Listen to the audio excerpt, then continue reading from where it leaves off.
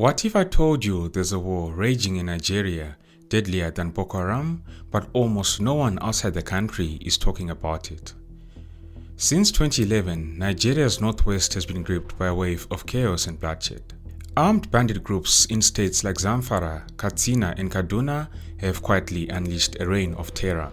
In some places, the death toll even surpasses what Boko Haram caused at its most violent point. And it is no longer just a problem in the northwest. What started as a regional crisis is now spreading across the country.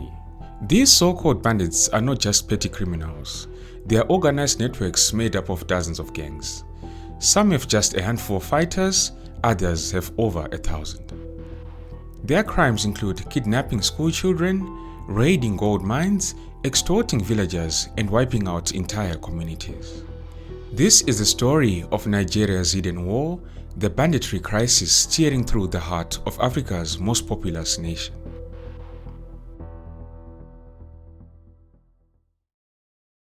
Nigeria is home to over 220 million people. It's the most populous nation in Africa and one of the largest economies on the continent. But the numbers don't tell the full story. Over half of Nigerians live in rural areas, and for many of them, daily life revolves around farming just enough to survive.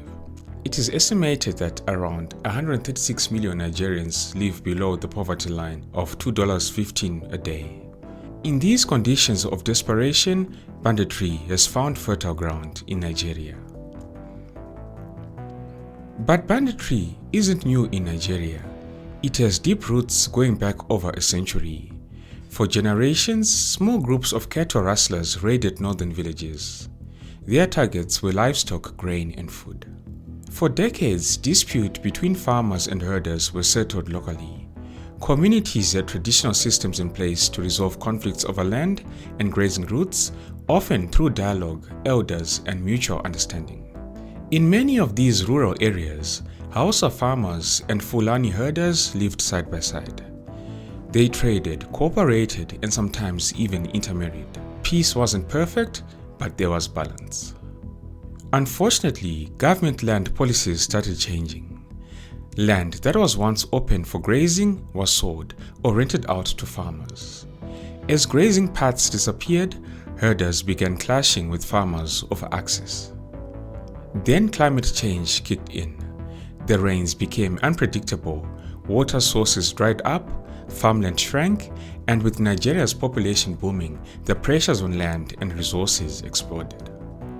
Now imagine you're a herder, your cattle are dying, the grazing routes are gone, and you have no way to feed your family.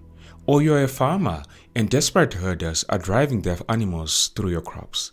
First their arguments, then fights, then killings. And in that chaos, opportunists stepped in. Highway robberies and cattle theft were rising fast across the northwest by the mid-2000s, with Zamfara at the epicenter. But around 2011, the violence escalated into something far more dangerous. One of the key triggers: gold. Zamfara sits on rich gold reserves, and when illegal mining operations popped up, they brought more than just fortune seekers. They brought crime networks, political actors, and armed men willing to kill for control. Bandits went from stealing cattle to running mines, and in many cases, they were backed by powerful interests.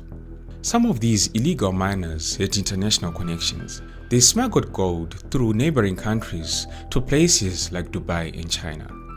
Poor youths were pulled into the trade. Armed gangs were hired to protect illegal sites from rivals, locals, or even the Nigerian government itself. With little government presence in rural areas, local communities in Nigeria's northwest had to defend themselves. In response to rising attacks, Hausa villagers formed vigilante groups known as the Yansakai. These were grassroots self-defense teams. They patrolled forests, guarded farmlands, and gained support for pushing back against cattle thieves and raiders. But as their power grew, so did their brutality. Yansakai fighters began handing out their own justice, confiscating cattle, burning homes, and executing suspects in public without trials. Their actions increasingly targeted Fulani herders. Then, in 2013, a turning point came. A respected Fulani elder, Alhaji Ishe, was killed by Hausa vigilantes in Zamfara. He had been a voice of peace, advocating for herders and mediating disputes between Fulani and Hausa. Alhaji Ishe was accused of harboring criminals and cattle rustlers. His murder devastated Fulani communities. Many believed it was an attack on their identity, not just one man. In response, young Fulani men started joining armed groups not only for revenge but also for protection. Some of these groups initially formed to defend Fulani settlements from vigilante raids. But over time, they transformed into heavily armed gangs, stealing cattle, looting villages, and spreading fear. A cycle of violence began. One Yan Sakai raid led to a Fulani reprisal. One Fulani attack sparked a Hausa counterattack. Entire communities were caught in the middle. As the cycle of violence intensified, bandit groups grew larger, bolder, and more sophisticated. What began as local clashes soon turned into something bigger. Some groups started drawing in foreign fighters, including Tuareg rebels from Mali, Niger, and Chad. These men brought with them military training, battle-tested tactics, and access to weapons smuggled from past conflicts. By 2016, these groups were using AK-47s and moving quickly on motorbikes, raiding entire villages and stealing hundreds of cattle at a time. From Zamfara, banditry spread to Kaduna, Katsina, Sokoto, Kebbi, and Kano. It reached Niger State in the north-central region and even Plateau, Nasarawa, and Benue. In some cases, original groups simply relocated to avoid peace talks. In others, new gangs copied their tactics. Either way, the violence kept growing. Caught in the middle were ordinary people. Neutral families, those who didn't support either side, were often accused of being traitors. Some were punished by their own communities for refusing to take sides. Others were targeted simply for being related to a fighter. The reality is that both Fulani and Hausa civilians are now victims. The lines between bandits, civilians, and vigilantes have been blurred. In some regions, the violence takes on a darker dimension, especially in southern Kaduna. There, Christian minority tribes have clashed with predominantly Muslim Hausa Fulani for decades. In this region, bandits, often Fulani Muslims, have been accused of targeting Christian farming communities. In response, Christian militias have emerged seeking revenge or self-defense. While religion may not be the root cause of banditry, it magnifies the hatred. It turns local disputes into identity wars and makes peace harder to find. Both vigilante groups and bandits began kidnapping community leaders to gain leverage or secure prisoner swaps. But soon, ransom kidnapping turned into a booming business. At first, these abductions were tactical. Now they are strategic. By 2019, kidnapping had surpassed cattle rustling as the #1 source of income for bandits.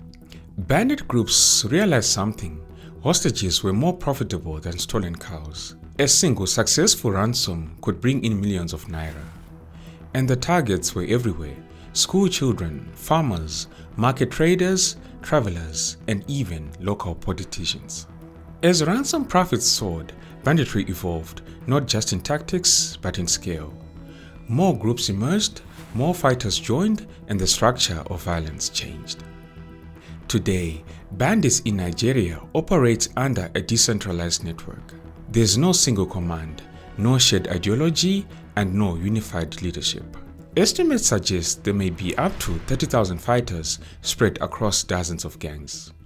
Some groups have just 10 men, others have more than 1,000. Most of these are based in Zamfara, but their reach extends across the northwest. And their strategy is simple: stay fast, stay hidden. They use Nigeria's vast forest networks as cover, forests too thick for foot patrols and too large for easy surveillance. And when they strike, they move fast. Motorbikes are bandits' key weapon.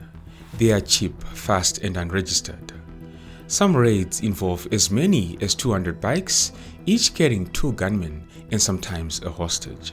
These motorbikes double as attack vehicles, transport for ammunition, and getaway rides. Tracking them is nearly impossible. What sustains this machine is a steady flow of weapons. Bandits have easy access to illicit arms from the black market thanks to weak borders and poor law enforcement. Nigeria shares a 1,500-kilometer border with Niger, much of it barely patrolled. After the fall of Muammar Gaddafi in 2011, weapons from Libya flooded the Sahel. Guns meant for warlords and rebels found their way into Nigeria's forests. Additionally, bandit groups recruit mostly from the poor and desperate. Teenagers and young men in their 20s, often unemployed, landless, and with no future, join up for protection, power, and income.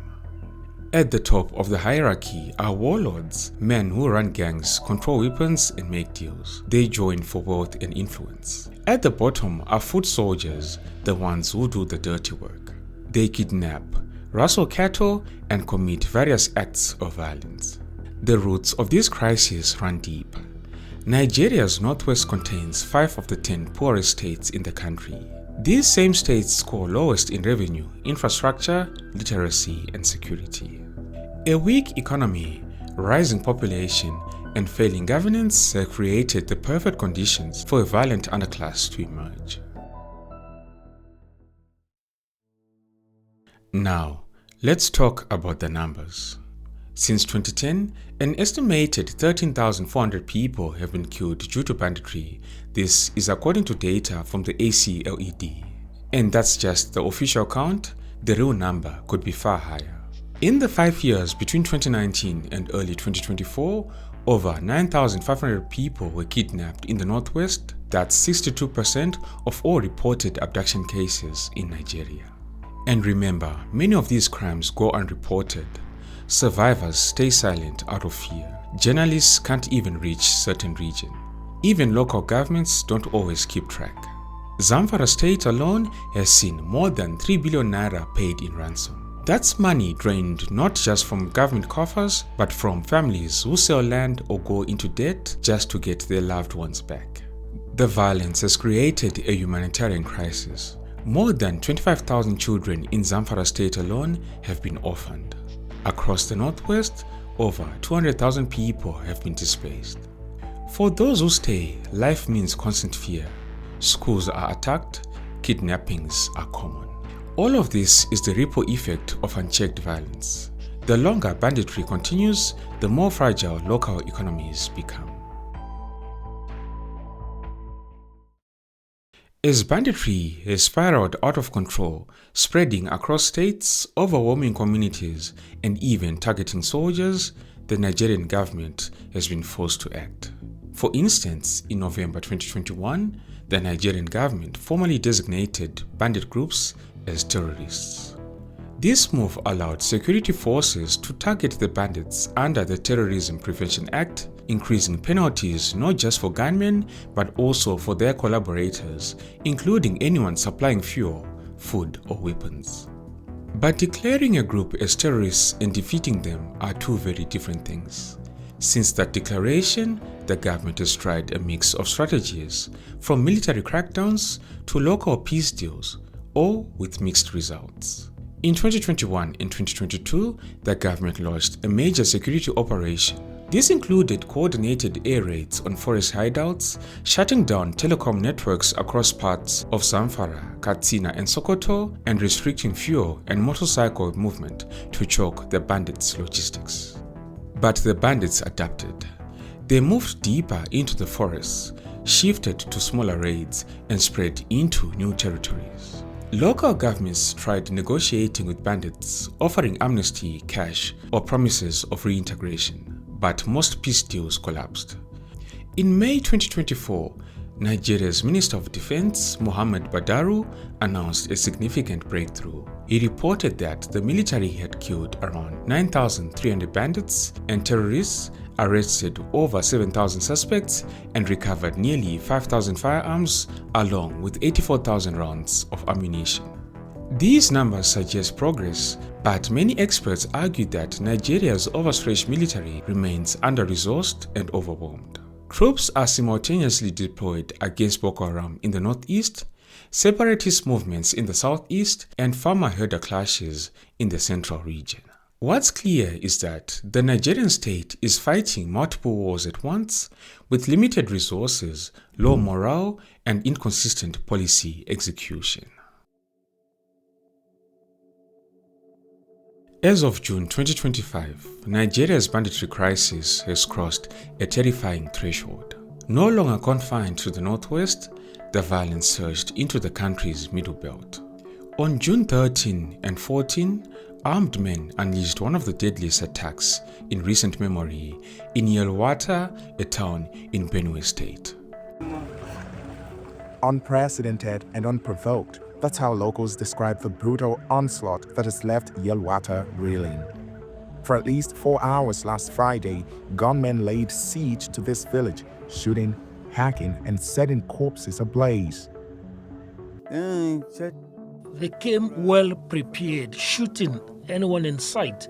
We barely managed to escape. Let everyone at home and abroad know that there is war at home.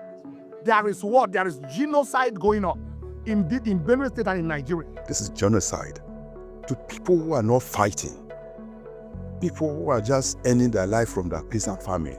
Why would you massacre them? For what? All of this shows that what began as local vigilante skirmishes has evolved into a nationwide crisis, entrenched, deadly, and spreading fast in Nigeria. Thank you all for tuning in. This has been Tatenda for African Biographics. Until next time, cheers. Have a good one.